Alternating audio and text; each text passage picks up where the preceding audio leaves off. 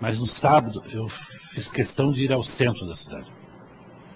E é impressionante, foi impressionante, foram imagens que jamais esquecerei, de prédios inteiros destruídos, quarteirões inteiros arrasados. Para que tenhas uma ideia, as 89 escolas do centro da cidade, todas elas ruíram. Todas as igrejas ruíram. A Catedral de Porto Príncipe, o Palácio do Presidente ruiu. Todos os ministérios ruíram. Todos os prédios ministeriais ruíram. O Palácio da Justiça ruiu. Enfim, é algo inimaginável.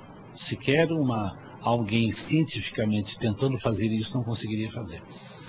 E as imagens que eu guardarei para sempre, é que no meio dos destroços haviam corpos, haviam membros que apareciam, e ainda não havia um odor que depois, pouco a pouco, começa a surgir, porque até hoje os corpos ainda não foram resgatados, há muitos corpos ainda sob os escombros, porque a tentativa que foi feita nos primeiros dias era tentar salvar os feridos. Então foi um trabalho que começou mesmo com meios internacionais a partir de sábado à tarde ou domingo, ou seja, 4 ou 5 dias depois. Mas Karim, algo inimaginável, algo impressionante, prédios que eu conhecia, prédios que eu frequentava, pessoas que eram amigas, que eram colegas de trabalho, que eu sabia que estavam sob os escombros, que haviam desaparecido, por enquanto desaparecidos, depois foram encontrados. Muitas vezes não foram encontrados corpos, porque a arquitetura haitiana sempre se preocupou, sobretudo a arquitetura popular, com os furacões. Então se construía pequenas casas com tijolos de concreto, grandes tijolos, e com colunas. E sobre essas colunas se colocava uma parte pesada de concreto armado, muitas vezes sem boa amarração às colunas, porque o medo deles é que com o furacão o telhado voasse. Ora, as colunas tremeram, as colunas ruíram, e isto caiu sobre as pessoas. E o terremoto se comportou de uma maneira muito estranha, muito, digamos, pouco regular. Ele atingiu certos bairros, certas ruas, e outras ao lado ele não atingiu. Mas foi um terremoto que nós podemos chamar de democrático. Atingiu pobres, classe média, ricos, casas muito bem construídas ruíram. O meu prédio era bem construído, ruiu. A casa do embaixador da França, uma casa magnífica do século XIX, também ruiu. O palácio muito bem construído, o Palácio Nacional, a catedral, né? Mas também pequenas casas com concreto dessa forma como eu te falei.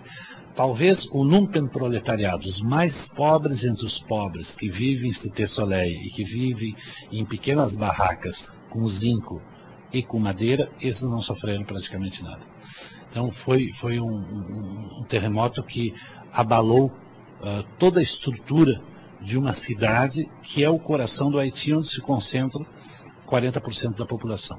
Mas não somente Porto Príncipe, porque o epicentro foi num bairro de Porto Príncipe, mas em direção ao sudoeste, outras cidades como Leogane, que é uma cidade de artista, uma cidade bonita, próxima ao mar, 90% das residências ruíram, 90%.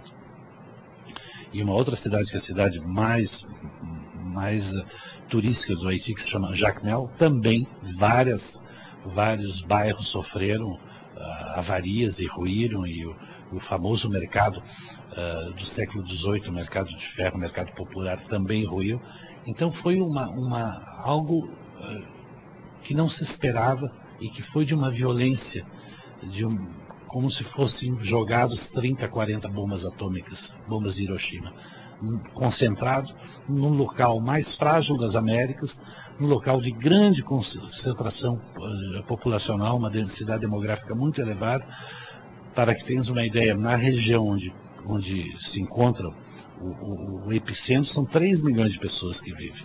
Então hoje nós temos praticamente 2 milhões de desabrigados. Meio milhão já saiu de Porto Príncipe, mas tem 1 milhão e meio de pessoas que estão vivendo na rua ainda hoje. O senhor chegou a dizer, também em várias entrevistas, que o povo haitiano, por tudo que já enfrentou e pelas dificuldades econômicas, sociais e políticas do país, não merecia uma tragédia como essa. Ninguém merece, não.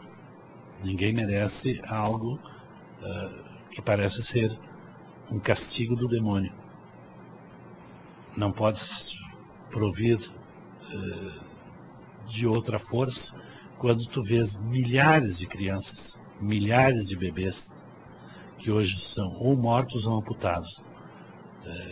Não é nada racional e é evidente que é um povo que já tem sofrido ao longo da sua história o isolamento, as ditaduras, a fome, a miséria, o analfabetismo, enfim, é o povo um dos povos mais alegres e o povo mais pobre das Américas. E não mereciam, evidentemente, não mereciam. Nós estamos reconstruindo pouco a pouco o tecido social e político no Haiti. Esse ano de 2010 seria um ano estritamente eleitoral, com reformas constitucionais, com reformas políticas. Tudo isso, Karim, o terremoto fez desaparecer. Hoje nós estamos trabalhando na urgência, na emergência. Como eu te falei, há mais de 1 milhão de pessoas desabrigadas. Se o desemprego já era 80% no Haiti, hoje é 100%. Né? Ruíram 30 mil estabelecimentos comerciais ou industriais na região de Porto Príncipe. Ruíram 250 mil casas. Há 60 milhões de metros cúbicos de entulho e de escombros que devem ser removidos. Enfim, é uma obra titanesca que se apresenta.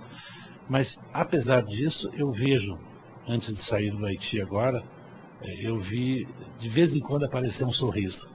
Mesmo que se no início esse era mais um olhar perdido, um olhar de interrogação, por que nós novamente? O que nós fizemos? E um silêncio, digamos, o barulho do silêncio, ou seja, um silêncio que pesava, um silêncio misturado com um ar, com muita poeira de cimento, desse concreto, mas em um silêncio muito penoso.